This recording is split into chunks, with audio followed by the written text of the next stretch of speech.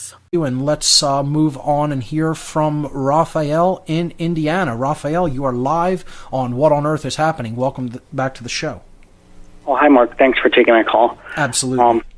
Just want to thank you for taking your time on this current presentation and covering all encompassing aspects that relate to cosmic abandonment. It's pretty amazing and it's pretty engulfing. I kind of took a preview of what the next slide or two is going to be, and one of them is I think it's supporters of slavery. Yes. And today on the way home from the grocery store, I turned on the radio and I heard a snippet of something that's going on and the incident with Ferguson. Yes. And basically there was actually supporters on the side of the police officer. Yep. And I thought of exactly what you talked about today, or what Imagine you're going to talk about. Somebody guns down a citizen in basically cold blood, and there's people out supporting this. What wouldn't they support? I mean, they supported, the people supported Nazi Germany. They supported the Gestapo. They supported the SA, the Sturmabteilung. They supported the SS, the Schutzstaffel. What wouldn't they support? What form of slavery wouldn't people support is my question. It's not what form would they support, it's what wouldn't they support. Like I said, they love it. They love it. They can't get enough of it. Because you know what? There is deep-seated racial motivation underneath a lot of this. I mean, you hear reports the KKK is coming out and supporting the police just because the person they shot was an African-American individual. You know, it's like, this is how sick people are. They don't understand it's a state versus you issue. It has nothing to do with race. It has nothing to do with beliefs. It has nothing to do with anything except people who believe that they are your authority in God versus you. That's what this issue is about. And they can't see it. They're so blind because of all of their other divide and conquer strategies that have been played against them, and those programs that are running in their mind, and their ego identification and their ego attachment and their little petty role in life as my race, my color, my religion, my creed, my plate, I think that's the general view of the... Let them try, is all I have to say to that. And they'll find out what will... Passio. We're taking your calls in the final hour of the show. We were speaking in the last segment to Raphael in Indiana. Raphael, you were talking about slaves who love their own enslavement. You want to wrap up with that topic? Yeah, I found it actually kind of disturbing, actually comical at the same time, where you have these supporters supporting their own enslavement. You had a caller last week and mentioned the same thing. It's like they love their own chains and don't even know it. Yep. It's exactly true. And they keep supporting violence that is done to the people by the state because somehow they are find displeasurable or displeasing some aspect of somebody else's life. So therefore we're going to advocate for violence to be done unto them, even if they're within their rights by the state.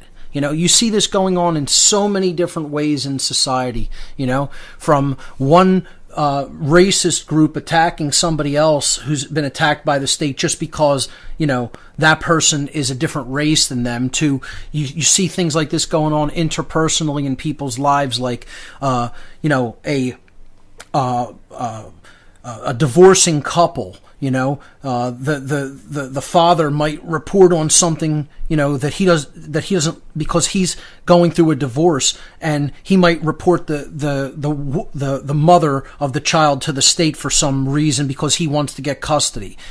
Petty things like this go on, and people bring the state into their lives. They love it. They love the presence of mommy and daddy in their lives because they're too childish, too immature to resolve their differences for themselves in a way that is, operating within the bounds of natural law and right behavior, and therefore they want mommy to come in and solve the conflict, or daddy to come in and solve the conflict. And the state is all too happy to acquiesce to those demands and come in and take control, because that's all it's ultimately about. And essentially these people they're saying, Master, I beg you to come and keep me on the plantation. That's all they're saying. And they love it. They love it because they're children who have never grown up, never taken responsibility for their own lives, and want to be kept under control.